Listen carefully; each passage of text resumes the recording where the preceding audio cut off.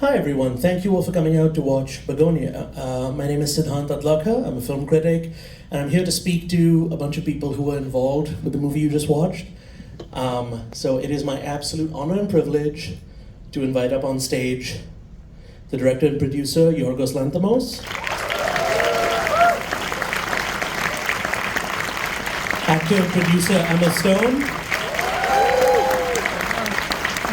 actor Aidan Davis, actor Alicia Silverstone, actor Jesse Plemons, and actor Stavros Halkias.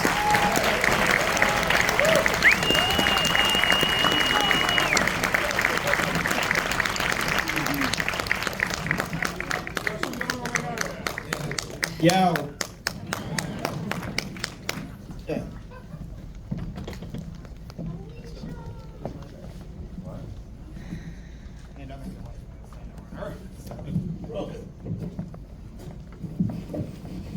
Thank you all for being, yeah, exactly.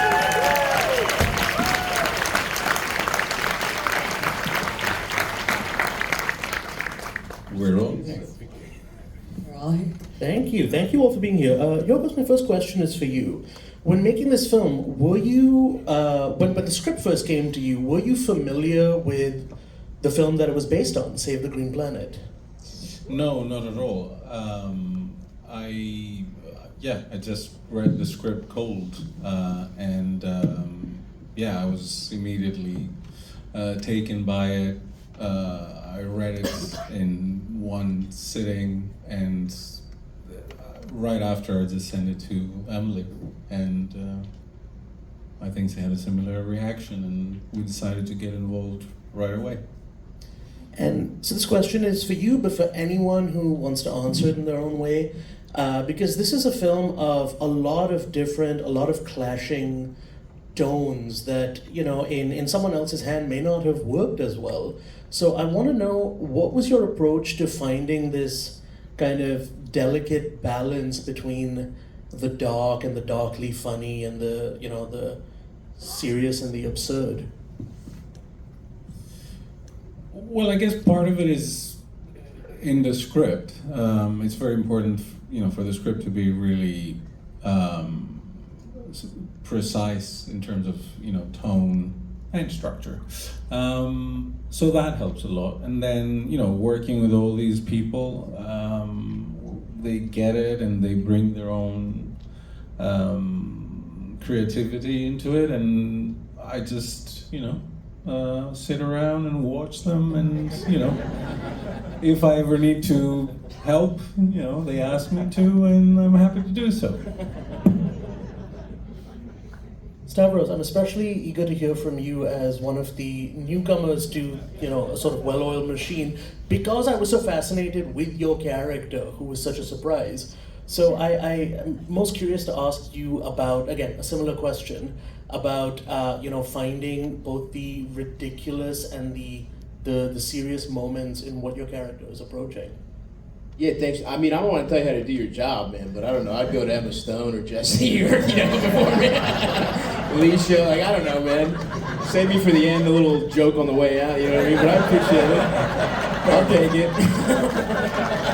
That's fair. That's just me. I don't know. I'm not a fucking moderator. It's your job, but... We go the other way. No, this is a surreal, even this is crazy that I hear, you know what I mean? It does feel like a little, I'm still not convinced it's not a dinner for schmucks situation, That's why I started with you. Yeah, oh shit, I'm gonna get gaffed or whatever, that's gonna be Carrie. It was, this character was really, I don't know, the way I approached it was like, they picked me for a reason, right? Like, they want a guy that looks like this for a reason, right? And so I wasn't gonna, go to acting school in 2 weeks. I was just gonna do what who I am. And I just kind of looked at the character as he's like a guy in Super Troopers when it's not funny, you know what I mean? It's like a guy, it's like some fat guy that falls and rips his pants in another movie, but now we're seeing the most fucked up shit he's ever done in his life, And so that's kind of how I approached it. It was like, all right, what if this guy, it's not funny, and now he's like gotta like confront the worst thing he's ever done in his life, and I just kind of played it like that, man. That's all I got for you. I take your advice.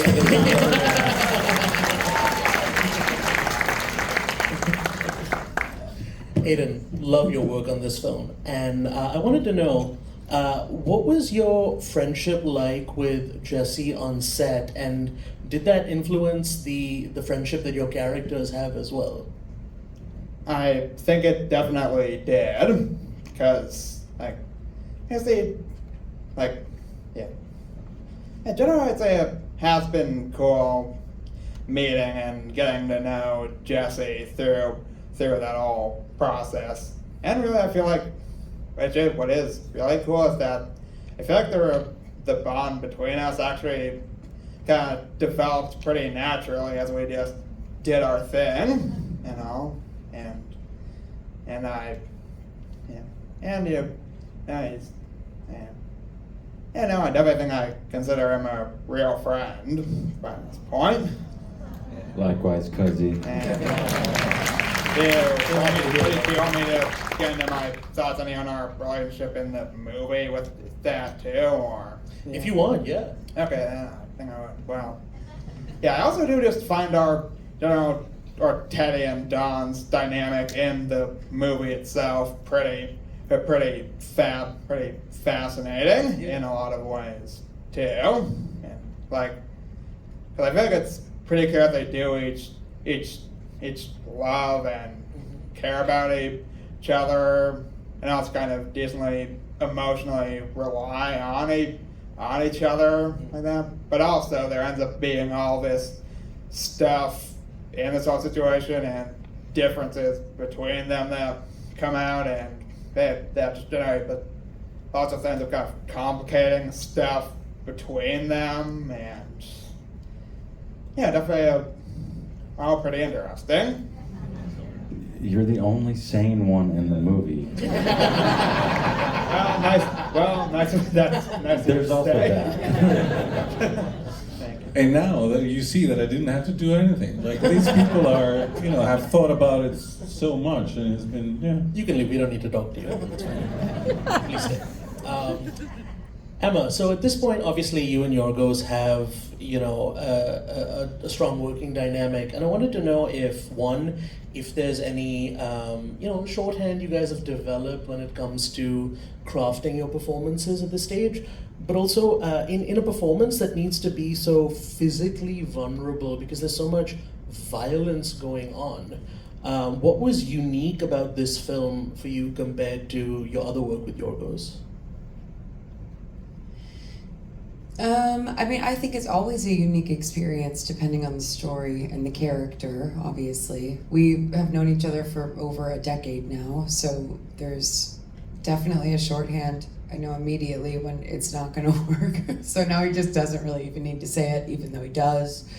And I think on this one, the being in this kind of confined space, I guess we hadn't really made anything that was this tight before. The three of us are in that basement for so much of the time and kind of going through this together. So we had been in these like fantastical worlds. We had been in literal palaces. We had been all over New Orleans in all these locations, and now we were just all stuck in this really, really small practical room. And that's intense for anybody, but especially for us. No, it was just like, it was a different experience, just based solely on our surroundings, on the dynamics we were forming. But yeah, as far as shorthand, yes, I absolutely think that it's like, he can give me a look and I'm like, I got it. And so another question for both. Yeah, you're not overly traumatized by all that, are you? Thank you for asking. I mean, the electric chair part, Yeah, was tell kind them. of like a... Yeah. Tell them what you call the electric chair. I call it the massage chair. Well, I just want to know that if you did feel traumatized, then it's all Jesse's fault. I agree. I totally agree. He just roped me into all this. He did continually tell me almost every day, Aiden would tell me, please give us 5 stars on Airbnb for your experience here. Have you seen our massage chair? So another question for you, Emma, and for Yorgos, and this is a curiosity that I have that I'm sure some of you might share, but feel free not to answer this if you don't want to. But because of, it's not a controversial question, don't worry. It's because of the nature of the ending and how much of a surprise it's supposed to be for the audience. I was wondering how you decided to play this character up until that point. Was there any sense of a discussion beforehand about tipping your hand as to what's going on, and if so, how far? Because it's a very committed performance to what we are initially led to believe is this character's reality. So again, just curious. We definitely did have some little ideas of little moments that could maybe show something. Which you say there's a couple in the movie, but I didn't know had stayed in the movie. But they're I just don't remember anymore. I haven't seen it for a little time. Which movie is this? What'd you guys watch? Overall, it was interesting to approach this character differently, I think, than anything that I had done before. Because first of all, most people here probably understand, you're probably trying not to watch yourself most of the time as an actor, and be in the experience. But here I was thinking very much about the audience watching it the second time. That was consistently in my mind, which felt like it was kind of helpful, because Michelle, to me, feels like two people both watching themselves all the time. So it was an interesting kind of tightrope. But also I had the gift of her being a corporate CEO that speaks in platitudes and is pretending to be kind and understanding. I shouldn't say pretending, feels kind and understanding in many moments, but says it in a way that no one will think is controversial. So it was a nice double whammy of who that character presents herself as. Alicia, you're in a relatively unique position in that you don't interact with too much of the cast, and you exist, on screen, behind the scenes, I'm sure it's fine. You exist mostly in the past, but at the same time, was there any part of your performance you felt that had to inform the rest of the story and what comes later for Jesse's character? Or was it just something that you kind of had to perform in isolation, if that makes sense as a question? I'm sorry. Well, If it doesn't, that's fine. I will restate. I think Yorgos had, because there was another scene, and I think he probably, in his brilliant mind, had to figure out that was not necessary to know. There's something that I was doing something to him that would show you possibly how crazy the whole situation for him was, but perhaps he thought, we don't need to see that, it's just there.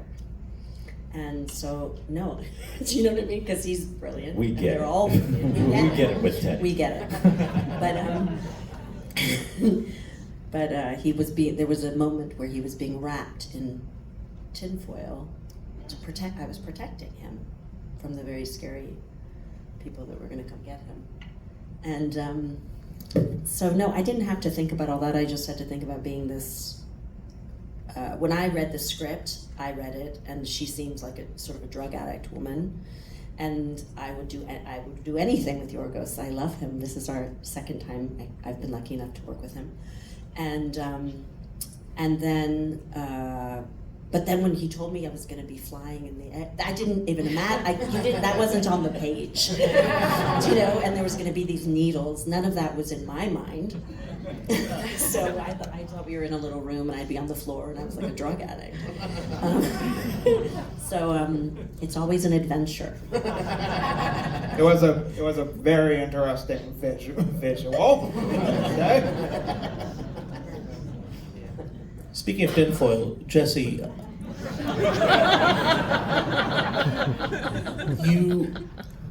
you play obviously a conspiracy theorist, and I was wondering what kind of maybe research, if any, you might have done in your preparation into what is changing about just the nature of conspiracy theories, and something like that might have informed your work here. A lot of it was just me, No. I mean, I don't know. I think obviously there's an infinite number of channels and doors you can enter into online. That all of those were very helpful, but I think the biggest question in the beginning was like, why does this happen and how does it happen? And that was, I think, the most valuable part of all of it. And yeah, but at the same time, so much of it was in the script, But yeah, that's the part of, that's always a unique, interesting part of any acting process, any project you take on, is the beginning where you have no idea. You're just sort of wandering around trying to find inspiration, something that feels interesting, and you're just sort of following some trail of intuition and all of that. But yeah, it was definitely a very fascinating rabbit hole.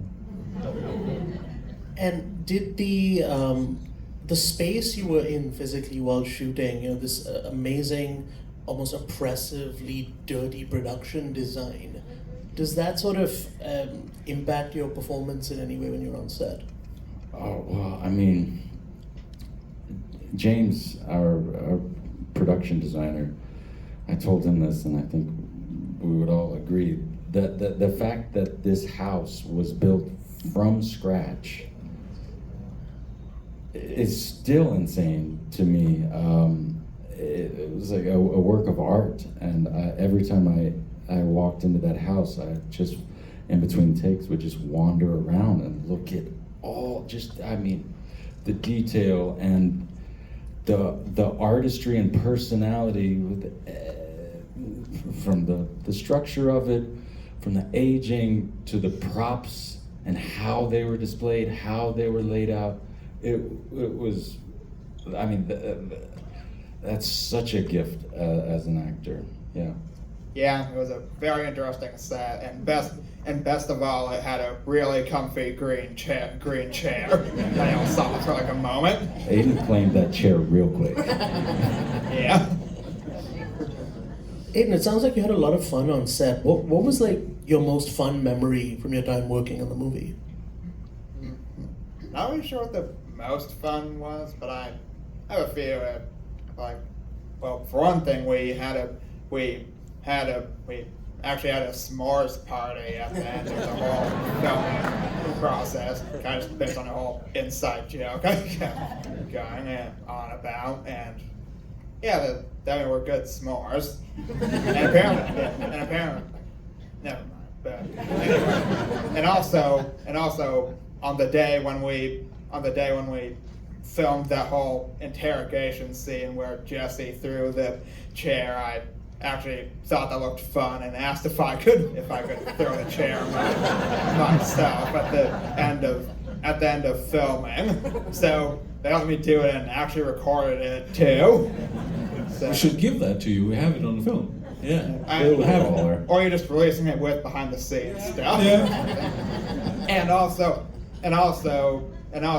like while we were filming my death or final scene and all, specifically when we're filming Emma's whole shot of it, when we when she was splattered with the blood for the first time, I actually started hysterically laughing after it first hit her. I think it's because I wasn't expecting it to hit her as quickly as it did. I was caught off guard.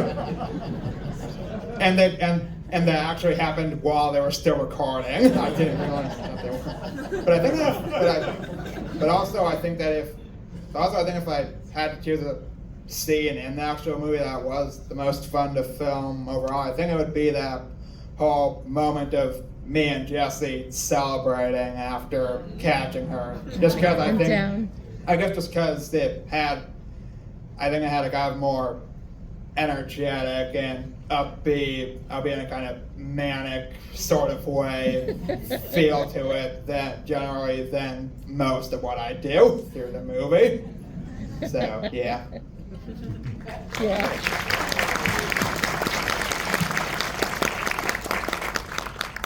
Yorgos, we're gonna get you talking. I love the music in this movie, and I want to know what your. I was jump scared by the music quite a few times the first time. Then I cut y'all. I wanted to know what your process was like working with the composer, and how each character seems to have their own theme kind of laid onto them, or something that kind of exposes their internality in a way. And I wanted to get your insight into some of those conversations. Yeah, it couldn't be further from the truth. How it worked is, it's the third time we worked with Jerskin. We started in Poor Things. That was his first ever film score, and the way it has worked up until now, it was like he composes the music before I start editing, but he reads the script, he knows who the cast is, maybe he has a chat with them as well, and we have a chat of what the music might be like, but he does it before I start editing, so I have a library of music for that specific film, and then I use it while editing. And then we refine whatever is necessary. And I thought this time it would be more interesting if I pushed it a step further, and I didn't allow him to read the script at all. So he didn't know what the film was about. There goes my question. Yes. He wasn't allowed to speak to anyone because he kind of, tried to do that a couple of times. I go like, no, that's cheating. You shouldn't know anything about what the film is. I gave him 4 words to work with, and I told him to go big, like think of a big orchestra, let's do that this time. And he just, went into it. I gave him the word bees, spaceship, basement, Emily Bold, and that counts as 1 word. That's fine. With a hyphen. No, we've said that before. Emily Bald is not one word. Don't like me, I just want a spelling bee when I'm missing an element. But then the weird thing is, So, the scene of Emma losing her hair, I believe, first of all, there was something behind the scenes where you did something similar in Solidarity, is that correct? Well, can't you see? So I don't know if you guys are aware that there have been some screenings, or there's some upcoming screenings in LA where people will get in if they already are bald, or if they shave their head before entering. Do you know about this? I've heard about that. Would you go to it? Would you do it? Probably not. You've seen it already. You've seen the movie. No, I did want to talk about that scene because, of course, there's all this other physical violence that's happening, but there's such a specifically gendered aspect to the violence of a woman losing her hair, and I wanted to talk about directing and performing that kind of intimacy.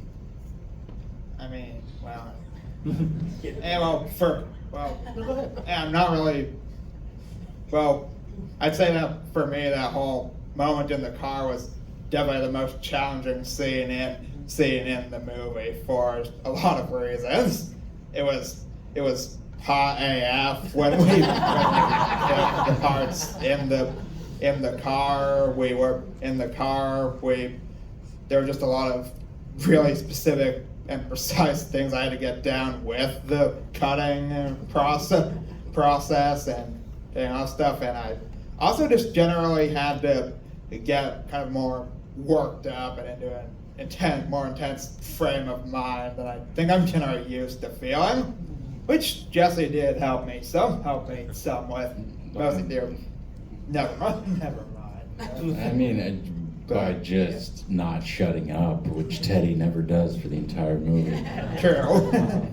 well, except for when Michelle does on Except that one moment. rants, He finally but anyway, yeah. Honestly, I'd say, Honestly, I don't think I'd say that even the whole final scene felt kind of simple to film in comparison to that one.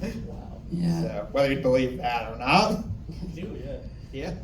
For me, obviously, that scene was pretty simple because I'm, She basically got to take a nap. I have to take a nap. Exactly. She might as well have anyway. Exactly. So It was the aftermath of- very straightforward for me. Yeah.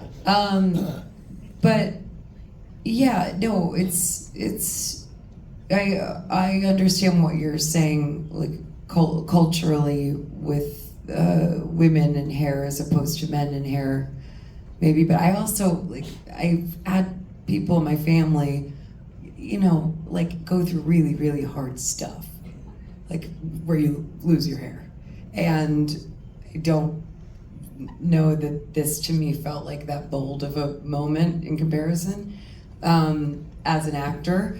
But you speak to the deeper feelings of that, because for me it was I was excited, honestly, to shave my head, and it was a very freeing and wonderful experience for me.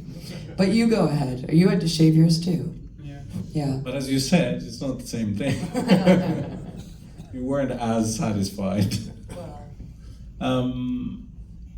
Yeah, I mean, I think in the film, it's a very specific reason why this happens, and I think it's quite funny, especially in the end when she tells them off because they didn't help her.